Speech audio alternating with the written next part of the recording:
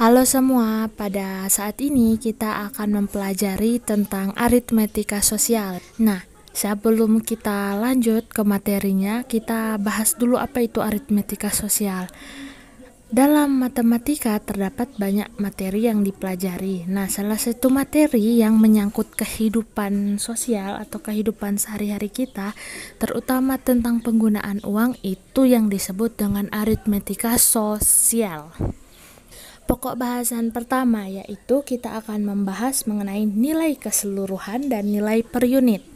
Di sini diberikan kasus yaitu Intan membeli sebuah pensil. Sebuah artinya satu pensil.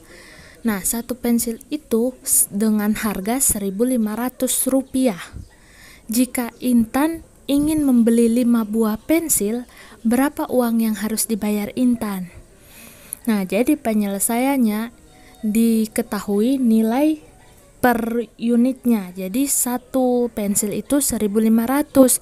Berapa harga jika Intan ingin membeli 5 pensil?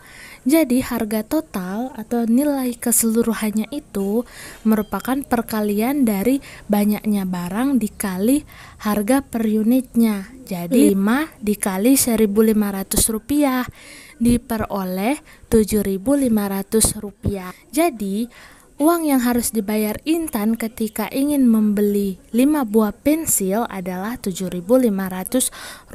Contoh kedua. Nah, sekarang ibu membeli 5 keranjang buah apel. Nah, 5 keranjang buah apel itu diberi harga Rp37.500. Nah, ditanya berapa harga dari satu keranjang buah apel itu? Nah, diketahui 5 buah keranjang apel Rp37.500.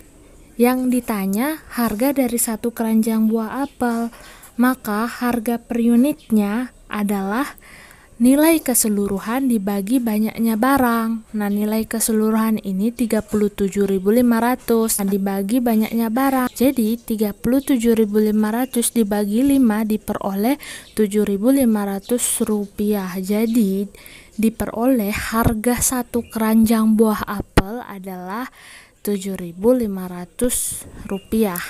Selanjutnya, dalam kegiatan perdagangan, kita mengenal adanya istilah untung, rugi, dan impas. Nah, kapan seorang pedagang dapat dikatakan untung, rugi, dan impas?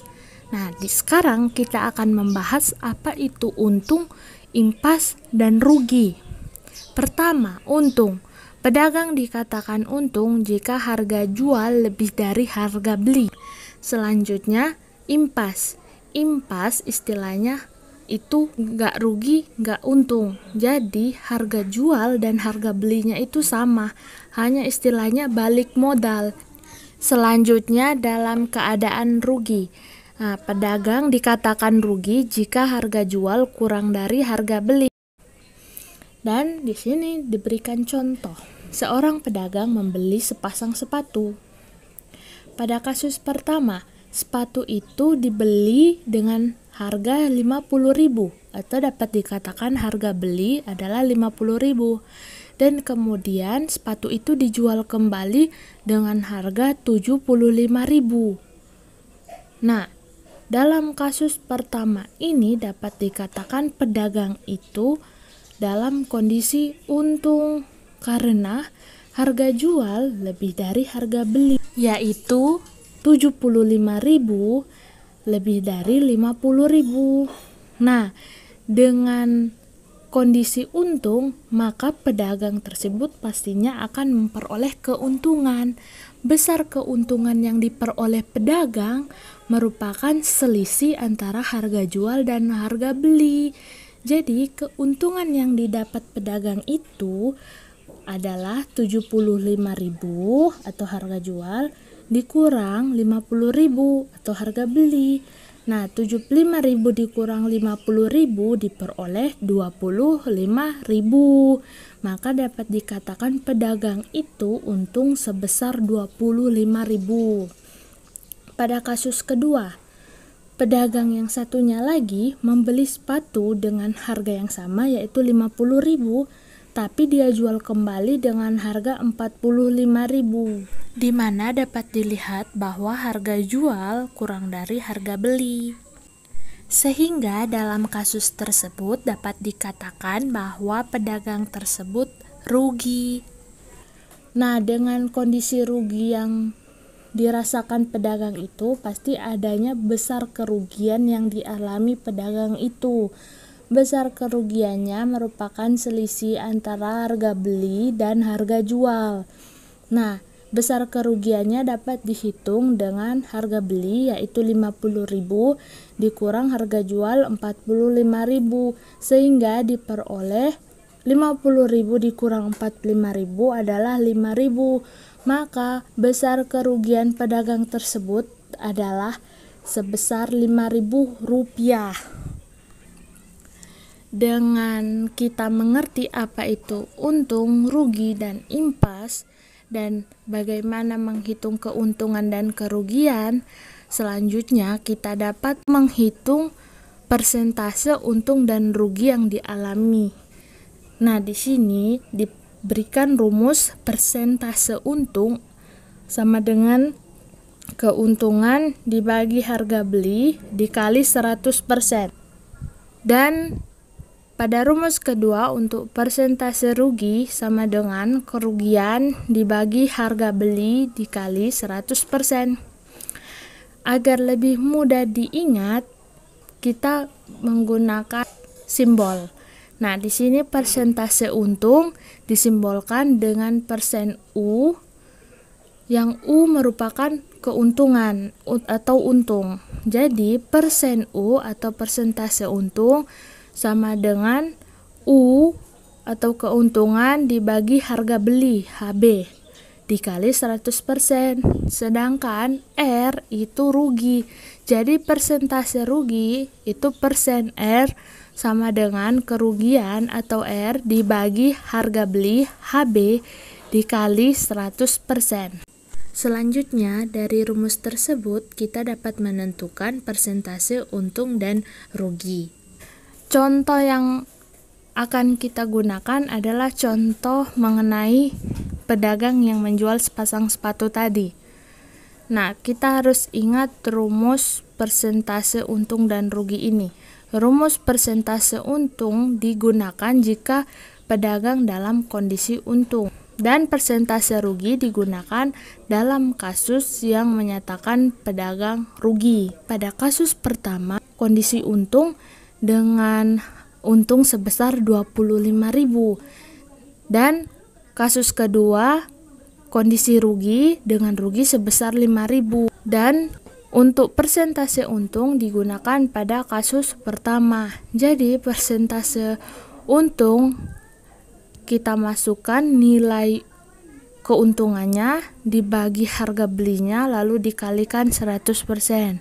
Jadi diperoleh 25.000 rupiah, yaitu keuntungan, dibagi harga beli 50.000 rupiah lalu dikalikan 100%. 25.000 rupiah dibagi 50.000 rupiah diperoleh 1/2. Selanjutnya 1/2 dikali 100% diperoleh 50%. Maka pada kasus pertama itu diperoleh keuntungan pedagang tersebut adalah sebesar 50%. Selanjutnya untuk persentase rugi, sama seperti mencari persentase untung, kita memasukkan nilai-nilai yang diketahui. Di sini menggunakan rumus persentase rugi karena kondisi yang dialami pedagang pada kasus kedua adalah rugi. Di sini persentase rugi kita masukkan nilai yang diketahui. R atau kerugian adalah 5.000 rupiah dibagi harga beli 50.000 rupiah lalu dikali 100%. 5.000 per 50.000 dapat disederhanakan menjadi 1/10. Selanjutnya 1/10 dikali 100% diperoleh 10%. Maka persentase rugi yang dialami oleh pedagang kedua ini adalah sebesar 10%. Selanjutnya ada contoh soal. Diketahui Pak Sarto seorang penjual bakso. setiap hari Pak Sarto menghabiskan 800.000 untuk belanja bahan baku yang akan digunakan untuk membuat bakso.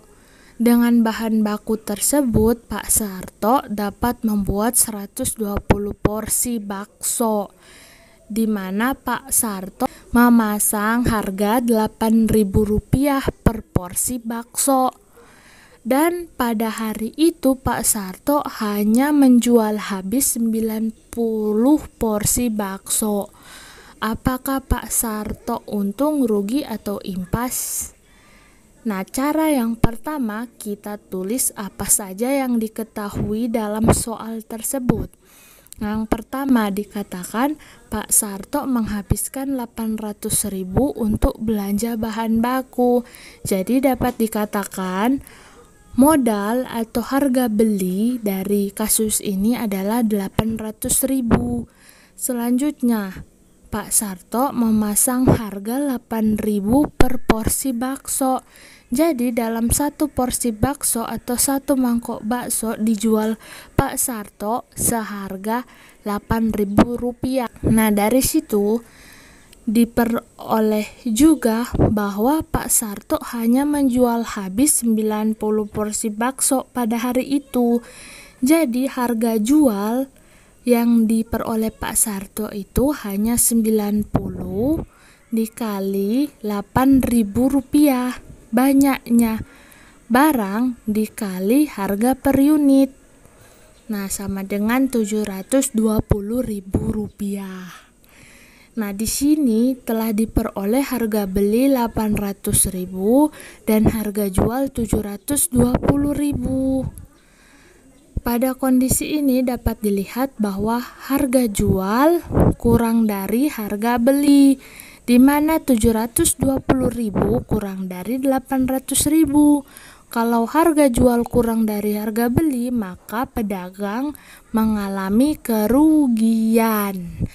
Nah, selanjutnya karena pedagang mengalami kerugian, kita dapat menentukan besar kerugiannya. Nah, besar kerugiannya merupakan selisih antara harga beli dan harga jual.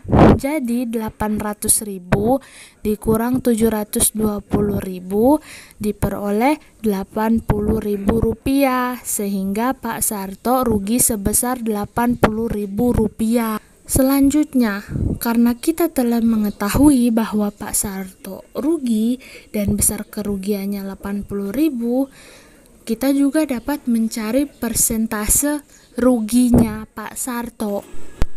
Caranya adalah dengan menggunakan rumus persentase rugi yang telah dibahas sebelumnya. Dapat dilihat rumusnya seperti pada yang ditampilkan di video.